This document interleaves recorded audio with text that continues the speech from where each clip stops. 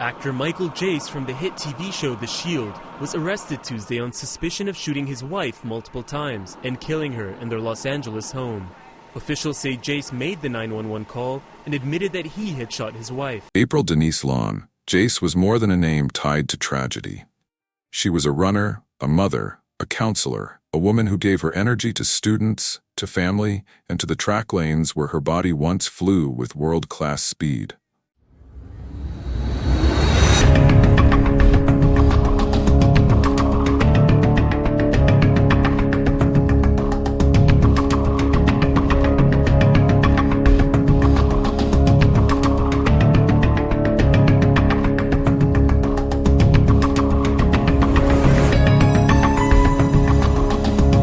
But in May of 2014, the sound of gunfire replaced the rhythm of her footsteps. The shooter was her own husband, actor Michael Jace, known to many for his role on the hit show The Shield. What happened inside their Los Angeles home be a case that exposed obsession, control, and a chilling moment that has echoed for years. If you like running, then run to heaven. On May 19, 2014, neighbors in the Hyde Park area of South Los Angeles were startled by the sound of shots. At 8:30 p.m., a 911 call was placed not by a neighbor, but by Michael Jace himself. His voice, flat and controlled, delivered the words, "I just shot my wife."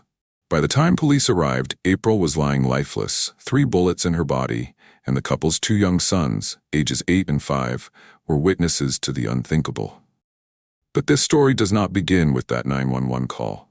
It begins decades earlier with April's relentless pursuit of excellence. Born April Denise Lawn in 1974, she became an accomplished sprinter, racing on tracks across the United States and internationally. She was a member of world-class relay teams, a fierce competitor who knew what it meant to push her body toward limits most people can't fathom. Yet April was not defined only by athletics. She carried her passion into education and service. After her track career, she became a financial aid counselor at Biola University in La Mirada, California, where students and colleagues remembered her warmth, her dedication, and her drive to open doors for others. Biola later honored her by establishing a scholarship in her name, specifically supporting underrepresented students affected by violence, ensuring that her legacy would live far beyond the tragic headlines. Friends and family described April as joyful and determined. She lived for her children. She had a smile that brought light into rooms and a commitment to lifting others even when her own challenges weighed heavy. Those who knew her insist her story must always begin with her life, not her death. But by 2014, cracks in her marriage to Michael Jace had grown impossible to ignore. That Monday, May 19th, started with tension that only escalated as the day wore on. Text messages captured in police evidence reflected conflict. Dozens of exchanges that prosecutors later described as heated and revealing April's growing fear. She had told friends she was considering separation. She was pulling away from Michael. She was, in many ways, ready to run toward a new chapter of life. Michael, however, was unraveling. Once celebrated as a television actor with recurring roles on The Shield and appearances in Forrest Gump and Southland, his career had stalled. Financial troubles mounted. Court records show the family had filed for bankruptcy in 2011. Debt collectors circled and resentment brewed. Prosecutors argued that control over April had become Michael's final desperate grasp at power. That evening, April returned home unaware that Michael was lying in wait. According to testimony, he had staged his departure earlier, sending signals that he was leaving, but instead stayed inside with his .38 caliber revolver. When April entered, Michael confronted her. Their 2 sons were present. What they heard next would later haunt the courtroom. Their oldest son, Nehemiah, just 10 years old at the time, testified that his father taunted his mother with the words, "If you like running, then run to heaven." The phrase was a cruel twist of April's identity as an athlete, turning her life's passion into a death sentence. Seconds later, shots rang out. 1 bullet entered her back. 2 more tore into her legs. Prosecutors emphasized the deliberate nature of the shooting, each trigger pull an act of intent. After April fell, Michael called 911. Police officers arrived to a chilling scene. April's body was inside the family home, her sons deeply traumatized. Neighbors reported hearing crying and chaos. Michael was taken into custody without resistance. As investigators pieced together the events of that night, one item quickly became central to the trial: April's iPhone. When detectives recovered it, they found it locked by passcode. At the time, police were engaged in broader national disputes with Apple over device encryption. But in this case, they found a forensic workaround. They used a cell phone expert to bypass the lock and retrieve the data. Defense attorneys later seized on this issue, questioning the chain of custody and whether the phone's contents had been tampered with or improperly handled. Prosecutors, however, presented the texts and call records as crucial evidence of the couple's unraveling marriage. The trial began in 2016 in a Los Angeles courtroom.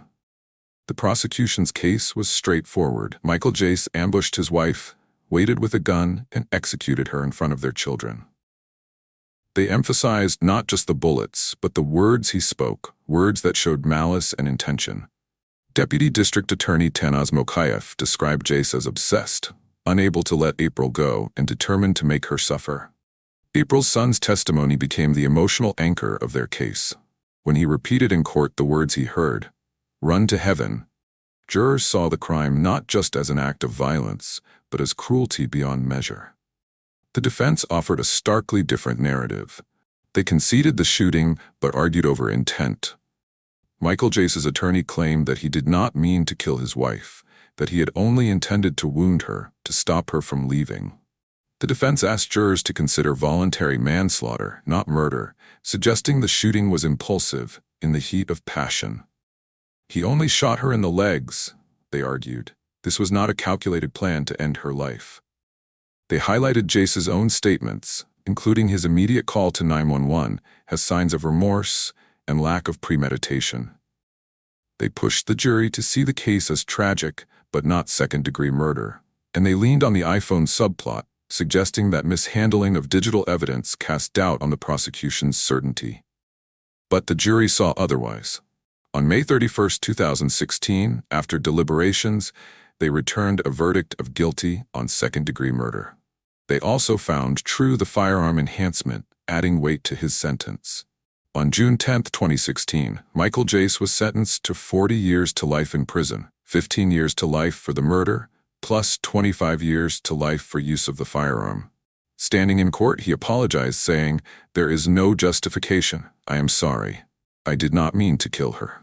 But for April's family, the words rang hollow. Her sister spoke of the unbearable pain of explaining to her children why their mother was gone. Her community remembered her as more than a victim, but the sentence underscored the permanence of her absence. Justice, however, is not a single moment.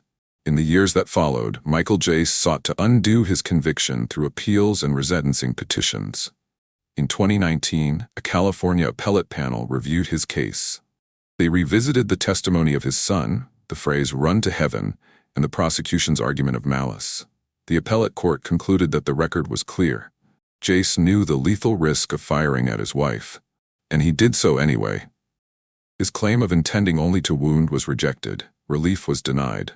Then came changes in California law, specifically Senate Bill 1437, aimed at narrowing the felony murder rule and eliminating certain theories of accomplice liability. Jace petitioned under this reform, seeking resentencing. But in April 2024, Los Angeles Superior Court Judge George G. Lumley denied his petition, finding that the evidence proved he was the actual killer, not merely an accomplice, and therefore the law offered no relief. Still, Jace pressed forward. On August 5, 2025, the California 2nd District Court of Appeal delivered the final word. At least for now. They upheld the denial of resentencing. The panel stated explicitly that the trial record showed Jace to be the direct perpetrator of his wife's killing. His attempts to reframe the case under newer legal standards failed. As of 2025, Michael Jace remains in state prison, serving his 40-to-life sentence, his appeals exhausted. The court's words were blunt. The record leaves no doubt about his role. Through all the legal proceedings, April's name remained on the lips of those who loved her. Biola University's scholarship continued to honor her commitment to education. Students received support in her name. Former teammates remembered her on the track. Her family carried her story forward, refusing to let her identity be reduced to the act of violence that ended her life. This case, at its heart, forces us to confront questions of intent and malice. Prosecutors said Michael Jace waited with a gun, lying in ambush. The defense claimed he only wanted to wound, not kill. Jurors had to decide, what does it mean to pull a trigger 3 times, once into the back and twice into the legs while your children watch? Does the immediate call to 911 show remorse or calculation? In California, second-degree murder requires malice but not premeditation. The jury found that standard met. The courts, in every appeal since, have agreed. For viewers, the question lingers. Do you believe the verdict was right? Would you have ruled this as second-degree murder or seen it differently? The legal system decided. But the emotional weight falls on a family that lost a mother, a university that lost a counselor, and a community that lost a runner who once carried dreams around the track. April Jace's story should not be remembered solely for the way she died. She sprinted with determination, counseled with compassion, and mothered with devotion. Her children carry her memory forward, as do the scholarships and tributes in her honor. Her story is one of life interrupted, but also of life celebrated, even in absence. The case remains alive in the legal record because appeals keep it in motion. But for April's loved ones, the reality is still. The tragedy does not move. The courtroom debates about malice and manslaughter can never restore what was lost.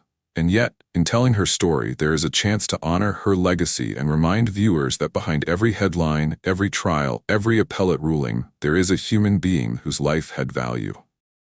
As the screen fades, we return to the track.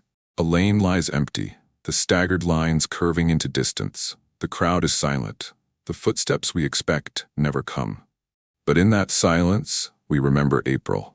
Not just as a victim, but as a woman who ran, who counseled, who mothered, who mattered. April's story asks us to reflect. When does justice truly end? In the conviction, in the sentence, in the final appellate ruling? Or does justice continue in the way we remember and honor those whose lives were cut short? April's name lives on, her legacy lives on. And in that way, she keeps running. Beyond the finish line, beyond the courtroom, into memory, into heaven.